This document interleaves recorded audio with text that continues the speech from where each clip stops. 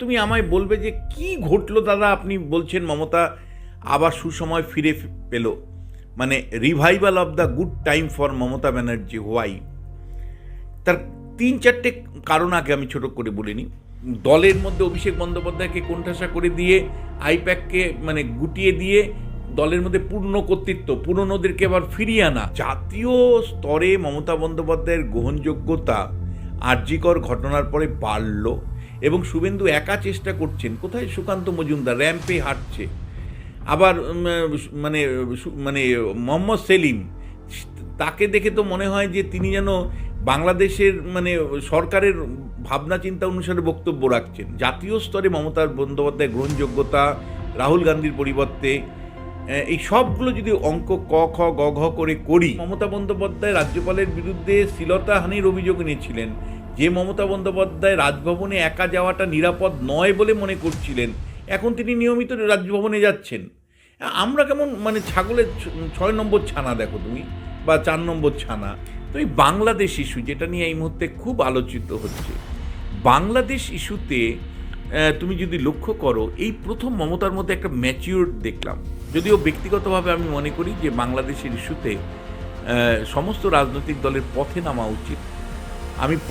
আমি by heart বিশ্বাস করি মমতা বন্দ্যোপাধ্যায়ের ভোটের রাজনীতির কৌশল না নিয়ে যদি পথে নামেন, সেটা ওপারের মানে হিন্দু বাঙালিদের জন্য খুবই সুখকর হতে পারে। কিন্তু মমতা বন্দ্যোপাধ্যায় কীভাবে ডিলটা তুমি দেখো করলো। দিনের পর দিন আমরা জানি যে আরএসএস কখনো শুভেন্দু অধিকারী তারা রাস্তায় নেমেছে। মমতা বন্দ্যোপাধ্যায় এইবার প্রথম আমি দেখলাম সরাসরি বিরোধিতা করলেন না, মানে শুভেন্দুর বিরোধিতা করা বা আরএসএসের বিরোধিতা করা, এটা তিনি করেননি, যেটা সিএনআরসির সময় করেছিলেন। করলে কিন্তু ফাঁদে পড়ে যেতেন, করলেই হিন্দু পোলারাইজেশন শুরু হয়ে যেত। উল্টো কী করলেন, নিজের দলকে রাস্তায় নামালেন না, কিন্তু তিনি যাতে সংবাদ মাধ্যমে ভেসে থাকতে পারেন তার জন্য আইনসভায় মানে বিধানসভায় দাঁড়িয়ে তিনি যেভাবে বলা যায় যে সমালোচনা করলেন, ওপারের মানে উগ্রবাদীদের মানে মৌলবাদীদের সমালোচনা করলেন বা বাংলাদেশ সরকারের সমালোচনা করলেন, তাতে বাংলাদেশ থেকেও আবার রিপারকেশন আসলো, মানে প্রতিক্রিয়া আসলো। কিন্তু দিনের শেষে যেটা হলো যে ভাই, মমতা বন্দ্যোপাধ্যায় তো বিবৃতি দিয়েছে, মমতা বন্দ্যোপাধ্যায় তো বাংলাদেশের প্রশ্নে কড়া অবস্থান নিয়েছে। শান্তি সেনা, ইউএনও শান্তি সেনা পাঠিয়ে সেখানে শান্তি রক্ষার কথা বলেছেন, অথচ একবারও হিন্দুদের কথা বলেননি। কিন্তু খুব সুকৌশলে যেমন এই ইস্যুতে হিন্দুদের বার্তা দিয়েছেন, তেমনিভাবে তার দলকে রাস্তায় না নামিয়ে সংখ্যালঘু মুসলিমদেরও কিন্তু একটা বার্তা দেওয়ার চেষ্টা করেছেন। আমি বলছি এটা যদি সুসময় মমতা বন্দ্যোপাধ্যায়ের জন্য না হয়, আমি বলছি অসাধারণ। একদিকে আরএসএসের বিরুদ্ধে কথা না বলে, মানে মানে রাস্তায় আরএসএস, রাস্তায় বিজেপি, রাস্তায় শুভেন্দু অধিকারী, তারপরেও শুভেন্দু বা আরএসএসকে উল্লেখ করে কিন্তু কাউন্টারে যাননি। কাউন্টারে গেলেই কিন্তু হিন্দু পোলারাইজেশন শুরু হয়ে যেত, যে মমতা মানে শুভেন্দুরা বলবার সুযোগ শুরু করতেন যে মমতা বন্দ্যোপাধ্যায় মুসলমানদের তোষণ করছে। অসাধারণ পলিটিক্স আমি বলছি। আবার অ্যাট দি সেম টাইম বিধানসভায় দাঁড়িয়ে হিন্দুদের মানে প্রশ্নে, স্বার্থের প্রশ্নে, মাইনরিটি স্বার্থের প্রশ্নে তিনি যে বক্তব্য রেখেছেন শান্তি সেনা পাঠানোর মধ্য দিয়ে, তার মধ্য দিয়েও কিন্তু তিনি আন্তর্জাতিক স্তরে বার্তা দিয়ে দিয়েছেন, তার অবস্থান ক্লিয়ার করে দিয়েছেন। ফলে একজন নেত্রী তিনি যে কৌশল অবলম্বন করে তার ভোট ব্যাংককে সংহত করলেন এই বাংলাদেশের ইস্যুতে, একই সাথে হিন্দু ভোটের যাতে পোলারাইজেশন না হয়, শুভেন্দু অধিকারীকে বা আরএসএসকে গুরুত্ব না দিয়ে, তাদের আন্দোলনকে গুরুত্ব না দিয়ে তিনি কিন্তু এটা বুঝিয়ে দিলেন যে তিনি কোন স্তরের নেত্রী এবং কীভাবে ইস্যুটাকে, বাংলাদেশের ইস্যুটাকে তিনি হ্যান্ডেল করতে পারছেন।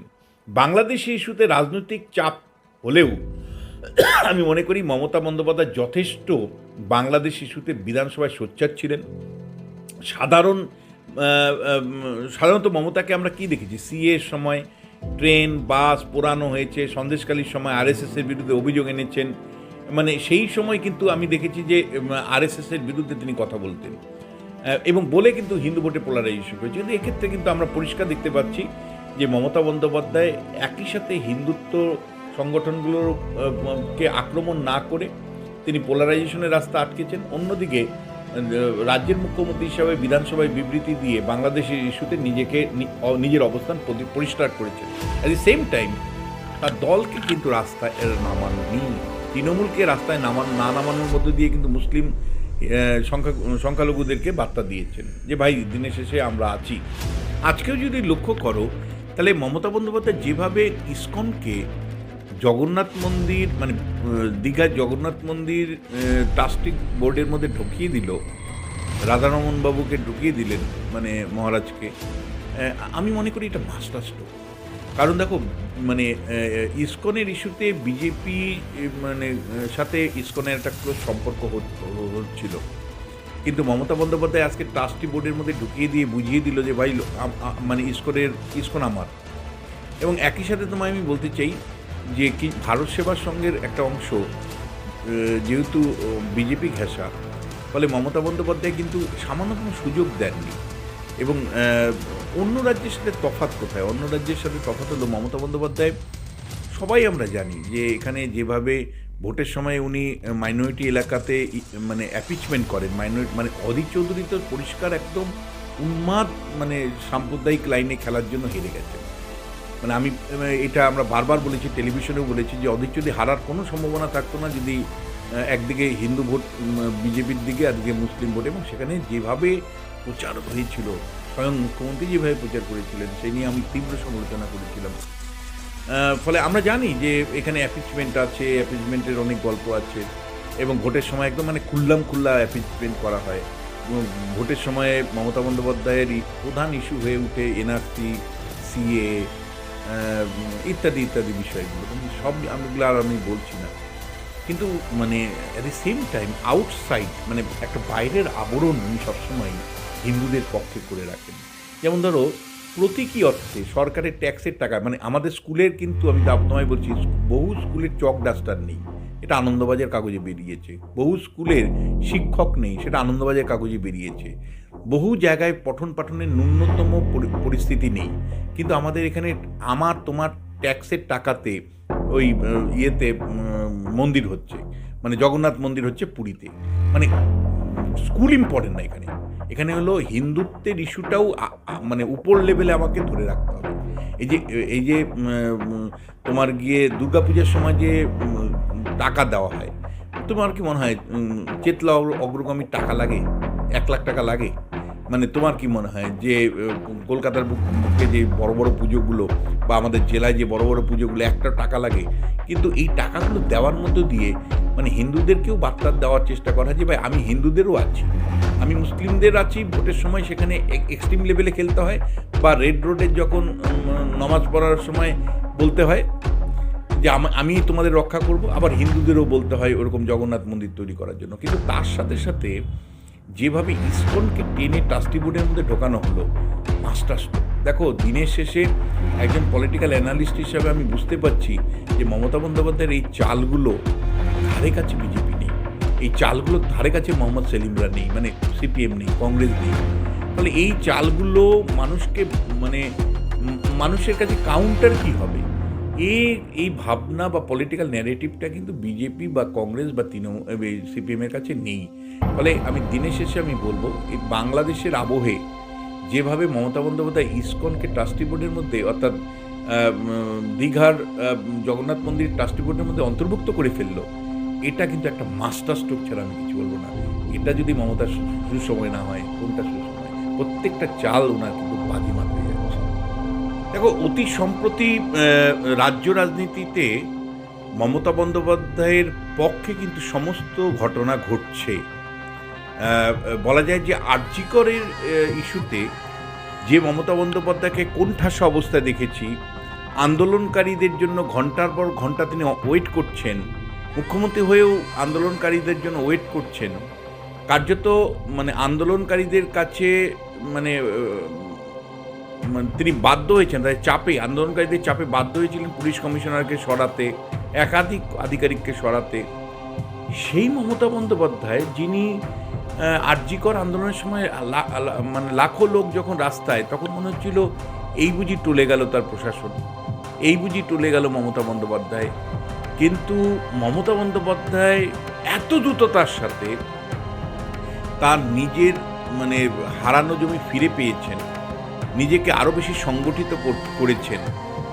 আমি অন্তত পক্ষে তোমাকে বহু উদাহরণ দিতে পারি যে এই সাম্প্রতিককালে এই মমতা বন্দ্যোপাধ্যায়ের এটাকে যদি সুসময় না বলি তাহলে কোনটাকে সুসময় বলবো। মমতা বন্দ্যোপাধ্যায় 2011 সালের আগে, মানে যদি দেখি যে 2006 সালের পরে থেকে, যদি 2006 থেকে 2011 সালের মধ্যে যদি দেখি, তাহলে মমতা বন্দ্যোপাধ্যায় যা ধরছিলেন সেটাই শোনা হচ্ছিল। মানে যে কথা বলছিলেন সেটাই লেফটের এগেনস্টে যাচ্ছিল। মানে যা রাজনৈতিক কৌশল নিচ্ছিলেন 2006 থেকে 2011-র মধ্যে, প্রত্যেকটা কৌশলই ওনার পক্ষে গেছিল, প্রত্যেকটা কৌশল মানে রেজাল্ট পেয়েছিলেন। মমতা বন্দ্যোপাধ্যায়ের সম্প্রতি যদি তুমি দেখো, তাহলে আমি বলবো একের পর এক ঘটনা মমতা বন্দ্যোপাধ্যায়ের পুরনো সুসময় আবার ফিরে এসেছে। দলের মধ্যে নিজেকে সংগঠিত করেছেন, সরকারের মধ্যে সংগঠিত করেছেন, এবং কার্যত বলা যায় বিরোধী শূন্য একটা অবস্থান তৈরি করে তিনি যে পরিস্থিতি তৈরি করেছেন রাজ্য রাজনীতির জন্য, সেটাকে এক কথায় বলা যায় যে মমতার পুরনো সুসময় মমতা আবার ফিরে পেলেন।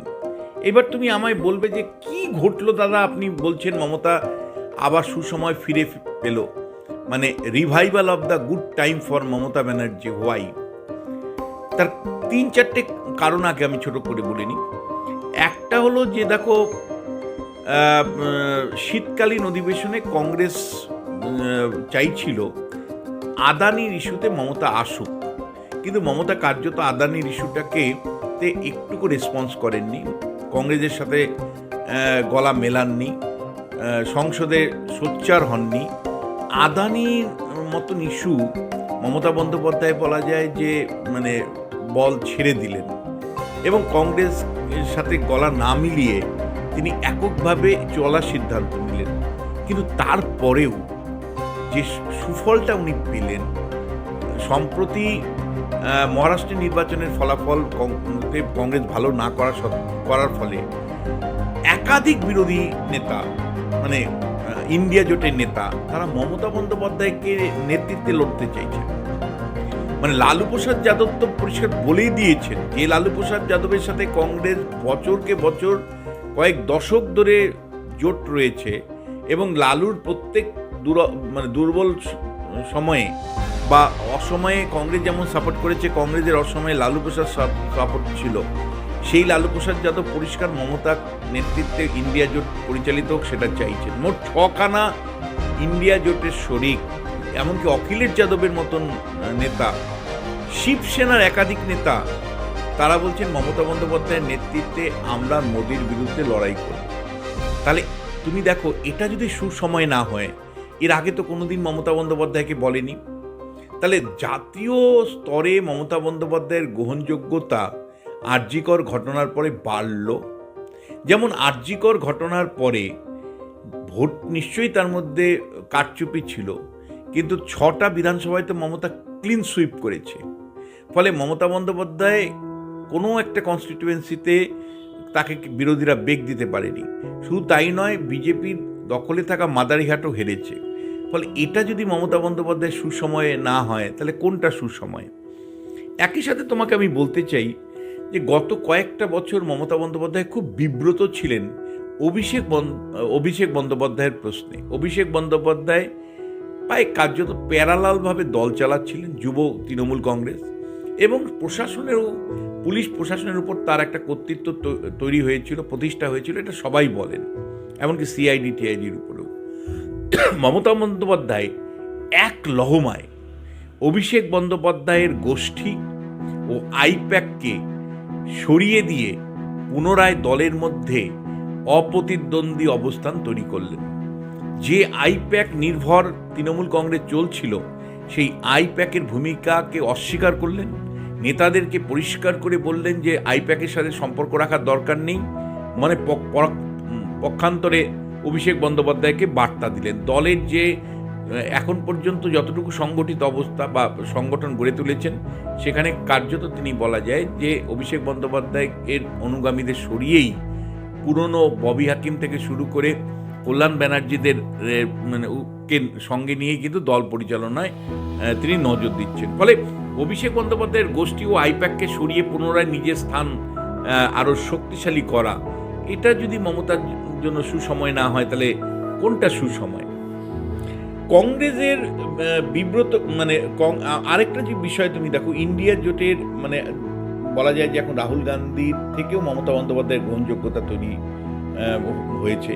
মানে যেহেতু মানে ইন্ডিয়া জোটের একাধিক মানে দল তারা সরাসরি মমতা বন্দ্যোপাধ্যায়কে মুখ্যমন্ত্রী হিসেবে চাইছে।